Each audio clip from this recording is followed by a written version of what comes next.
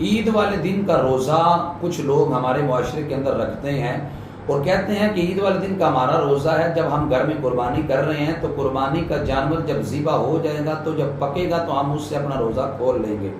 یاد رکھیں عید والے دن روزہ رکھنا جائز تو کیا یہ حرام ہے، اور سختی کے ساتھ علماء کرام نے اسے منع کیا، اور نبی علیہ الصلوۃ والسلام کا فرمان اس پہ موجود ہے۔ فرمایا کہ عید والے دن کا روزہ شیطان کا روزہ ہوتا ہے، اس دن کا روزہ رکھنا منع ہے۔ ہاں یہ مستحب ہے کہ جس بندے نے قربانی کرنی ہو تو عید والے دن، عید الاضحیٰ کے دن وہ کچھ نہ کھائے، جب قربانی کا گوشت پک جائے تو پھر پہلا